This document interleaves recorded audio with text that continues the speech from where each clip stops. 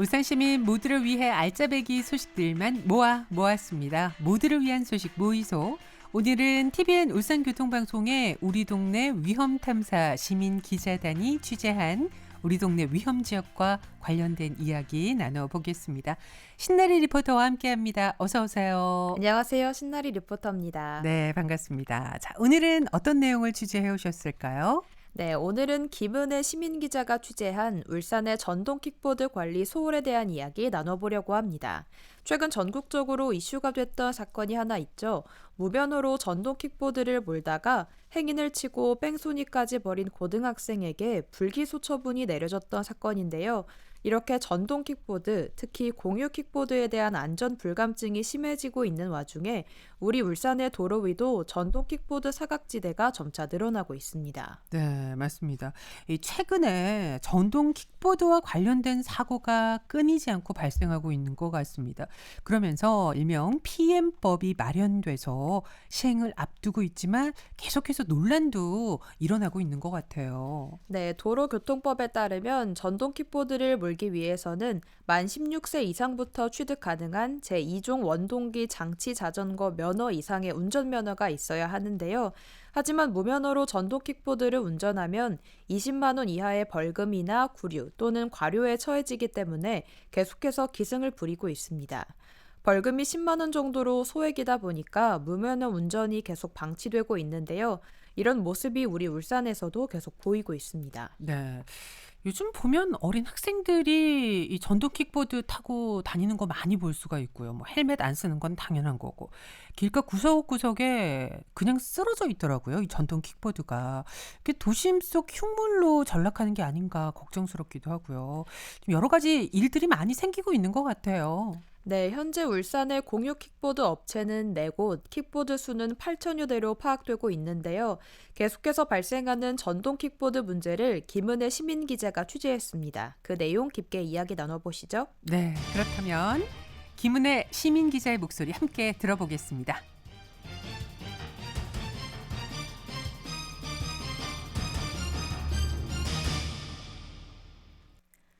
요즘 길을 걷다 보면 전동 킥보드가 불쑥불쑥 튀어나오는 장면을 자주 보게 됩니다. 이 때문에 관련 사고도 좀처럼 줄지 않고 있는데요. 특히 학원이 밀집되어 있는 남구 옥동 일대는 전동 킥보드 사용자들이 많다 보니 이면도로 곳곳에 전동 킥보드가 아무렇게나 방치돼 보행자들에게 불편을 주고 있습니다. 길에 놓인 킥보드에 노약자들이 걸려 넘어지거나 차량이 주행 중 킥보드를 밟고 지나가 차량이 파손되는 사례도 적지 않습니다. 울산시는 이런 불편을 해결하기 위해 지난 2023년 지능형 전동 킥보드 전용 주차장 개설을 추진했지만 아직까지 뚜렷한 성과는 없는 상황입니다. 사람들이 킥보드를 아무렇게나 놔두고 가니까 킥보드에 걸려서 넘어지기도 하고 차량이 킥보드 피한다고 지나가는 사람들 위협하는 경우도 있어서 너무 위험해요.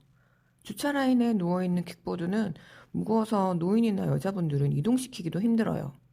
자동차처럼 주차장을 만들던지 아니면 킥보드 주차 거치라도 확대해서 설치해줬으면 좋겠어요. 현재 울산시 미래첨단도시과에서는 전동 킥보드 불법 주차를 신고할 수 있는 카카오톡 신고방을 운영하고 있지만 홍보 부족으로 시민들 대부분이 이를 알지 못하고 있습니다.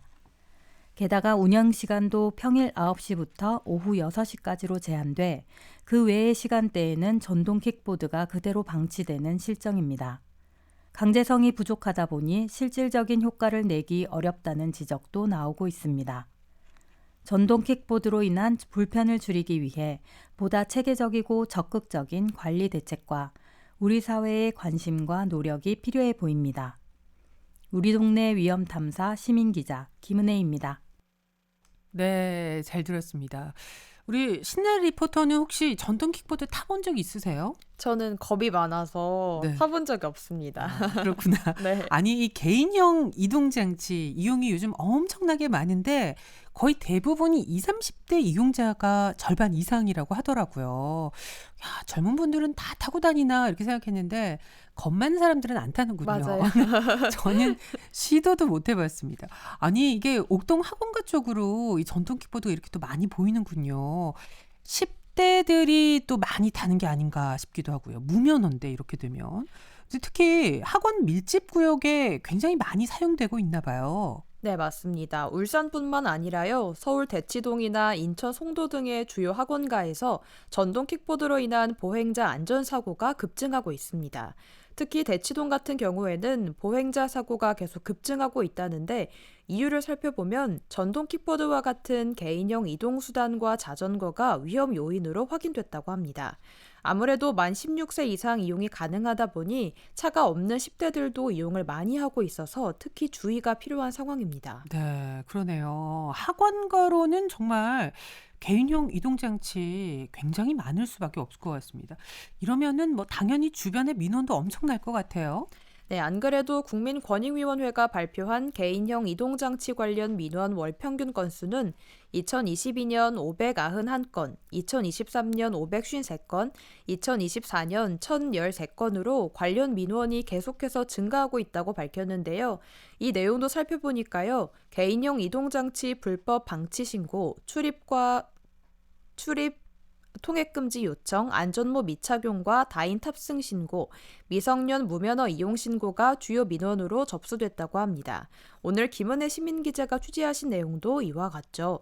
기본적으로 주차구역에 주차하지 않고 목적지 주변으로 전동 킥보드를 방치하는 경우와 인파 밀집 지역, 어린이 보호구역 등에서 전동 킥보드를 사용하는 경우가 계속해서 늘어나고 있다는 겁니다. 특히 전동 킥보드로 인한 청소년 사고는 약 44배 늘어났다고 하는데요. 계속해서 법률 미비를 핑계로 국민 안전이 위협받고 있습니다. 네.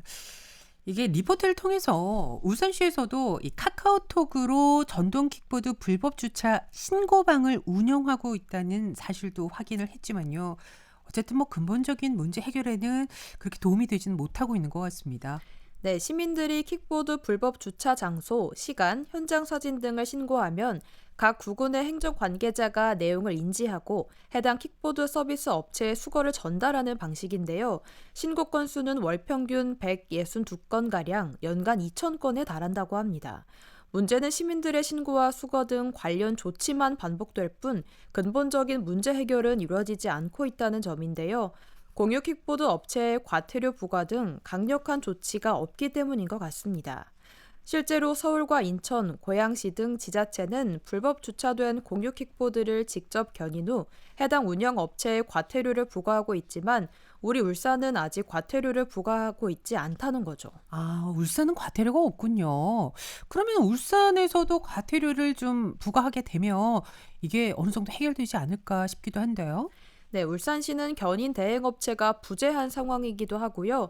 공유 킥보드 관련 법 제정 등에 따라 상황을 지켜보고 있는 입장입니다. 국회 상임위에 계류 중인 개인형 이동장치 안전 및 편의 증진에 관한 법률안이 통과가 되면 상황은 달라질 수도 있겠는데요. 현재 자유업으로 운영 중인 대여업에 등록제가 도입되고 대여사업자의 의무보험 가입이 의무화될 것으로 예상됩니다. 그리고 특정 기간 이용자의 위법 행위 집중 단속과 계도가 시행될 예정인데요. 이런 법적인 문제 말고도 청소년 대상으로 하는 개인형 이동장치 안전교육도 필요해 보입니다. 모쪼록 법도 중요하지만 이용자들의 태도 변화가 가장 중요하겠습니다. 네, 맞습니다. 관련 법이 이렇게 제대로 이렇게 확정이 되면 아무래도 좀 변화가 있지 않을까 예상이 됩니다. 타시는 분들 진짜 안전 조심하셔야 되고요. 아무 데나 그렇게 버려두고 가시는 거 그건 진짜 좀 아닌 것 같아요. 이게 공유형이잖아요, 말 그대로. 근데 만약에 내 재산이다 생각하면 그렇게 두고 가시겠습니까? 예, 시민의식의 변화가 절실해 보이는 것 같습니다. 신내 리포터 오늘 소식 잘 들었습니다. 고맙습니다. 감사합니다.